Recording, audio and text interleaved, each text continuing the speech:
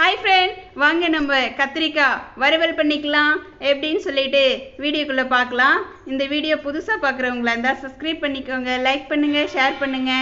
மறந்துடாத பெல் ஐகானை டச் பண்ணிக்கோங்க. நாங்க போடுற வீடியோ எல்லாம் உங்களுக்கு வந்து சேரும். வாங்க வீடியோக்குள்ள போலாம்.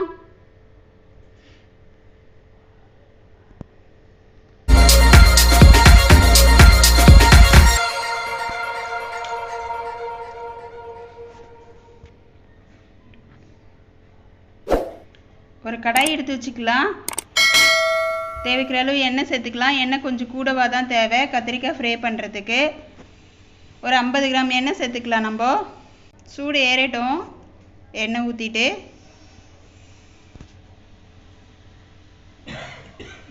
கடுகு ஒரு ஸ்பூன் போட்டுக்கலாம். உளுந்தம்பருப்பு ஒரு ஸ்பூன் போட்டுக்கலாங்க.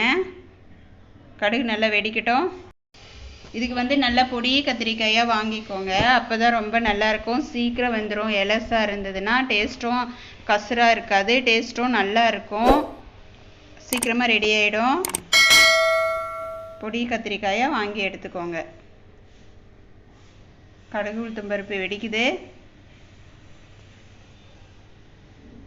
நம்ம வெங்காயம் பொடியாக நறுக்கி வச்சுக்கலாம். ஒரு பெரிய வெங்காயமாக நீல வாக்கில் அது நம்ம சேர்த்துக்கலாம்ப்பா. கறிவேப்பிலை ஒரு கொத்து. இது ரெண்டும் சேர்த்து நம்ம நல்லா வதக்கிக்கலாம்.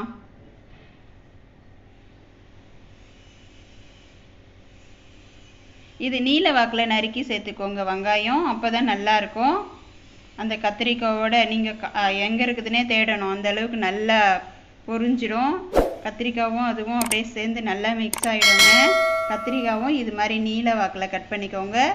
இளம் கத்திரிக்காயாக குட்டி குட்டி கத்திரிக்காயாக வாங்கி நீட்ட வாக்கில் கட் பண்ணிக்கோங்க. வெங்காயம் போட்டு கொஞ்ச நேரத்துலேயே உடனே சேர்த்துடலாங்க. வெங்காயம் செவக்கணும்னு அவசியம் கிடையாது. ஏன்னா ரெண்டுமே சேர்ந்து எண்ணெயில் நல்லா வதப்படும். அதனால் வறுபட்டுருங்கள, அதனால தாங்க ஒன்றா சேர்த்துக்கோங்க. இல்லைன்னா தனித்தனியாக சேர்த்திங்கன்னா வெங்காயம் வந்து கருகுனாப்பில் ஆகிடும். அது பார்த்துக்கோங்க. வெங்காயம் போட்டு ஒரு நிமிஷத்துலேயே உடனே சேர்த்துருங்க.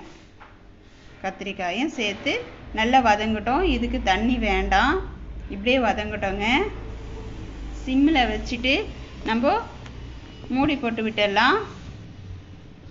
சிம்மில் வச்சிடலாம். கொஞ்ச நேரம் கழித்து இதே போல் எடுத்து மிக்ஸ் பண்ணி விட்டுக்கலாம். அடியெல்லாம் பிடிக்காது. நம்ம தான் எண்ணெய் கொஞ்சம் கூடவா சேர்த்துருக்கோம் இல்லைங்களா, அதனால் பாருங்கள் கத்திரிக்காய் சேஞ்ச் ஆகி வருது, நல்லா வதங்கி வருது.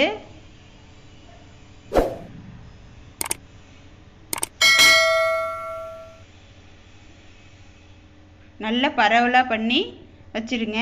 மறுபடியும் மூடி வச்சுருங்க. இதே போல் ஒரு 2 நிமிஷத்துக்கு அப்பப்போ எடுத்து கிளறி விட்டுக்கிட்டே இருங்க. அது நல்லா வதங்கி கலர் சேஞ்ச் ஆகிட்டே இருக்கும். பாருங்கள், வேகிற வரைக்கும் செய்யுங்க. இதே போல் பாருங்கள். நல்லா இப்போ பாருங்கள் தொட்ட உடனே வெந்து போச்சு. 3/4 பதம் வெந்ததும் நம்ம மசாலாலாம் சேர்த்துக்கலாம்ப்பா.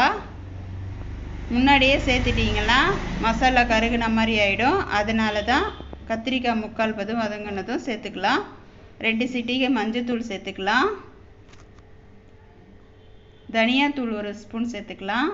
குட்டி ஸ்பூனாக எடுத்துக்கோங்க. பெரிய ஸ்பூன்னா 1/2 ஸ்பூன் போட்டுக்கோங்க. சீரகத்தூள் 1/2 ஸ்பூன் போட்டுக்கோங்க. குட்டி ஸ்பூனில் மிளகாத்தூள், வெறும் மிளகாத்தூள் 1/2 ஸ்பூன் போட்டுக்கோங்கப்பா. இப்போ இதெல்லாம் சேர்த்து நல்லா மிக்ஸ் பண்ணிக்கலாம். நம்ம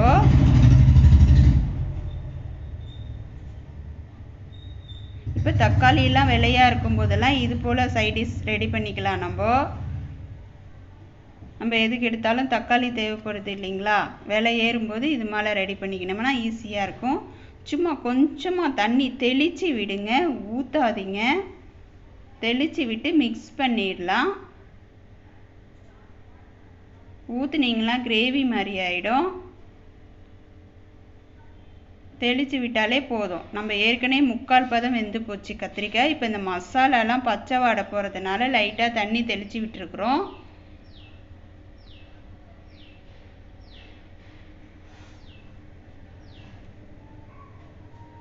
சிம்மிலே வச்சு ப்ரே பண்ணுங்க. ஃபாஸ்ட்டு வச்சிங்கன்னா கருகிடும், அது முக்கியம். சிம்மில் வைங்க.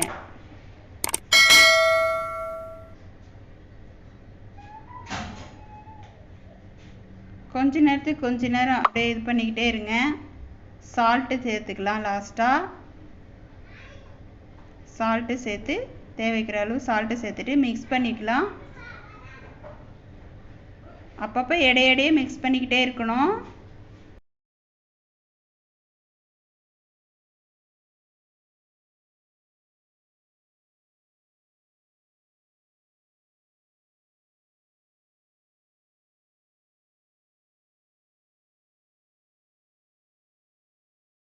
உப்பு காரெல்லாம் சரியாக இருக்கான்னு பார்த்துக்கலாம். ஃப்ரை ரெடி ஆகிடுது பாருங்கள். நல்லா வெந்து போச்சு. இந்த ஸ்டேஜில் கொத்தமல்லி தூவிட்டு இறக்கிடலாம். கொத்தமல்லி கறிவேப்பிலை எது இருக்கோ தூவிட்டு இறக்கிடலாம். இது போல் நீங்கள் ட்ரை பண்ணி பாருங்கள். எப்படி வந்ததுன்னு சொல்லி கமெண்ட் பண்ணுங்கள். பிடிச்சிருந்தா சப்ஸ்கிரைப் பண்ணுங்கள், லைக் பண்ணுங்கள், ஷேர் பண்ணுங்கள். வீடியோ பார்த்ததுக்கு தேங்க்யூ.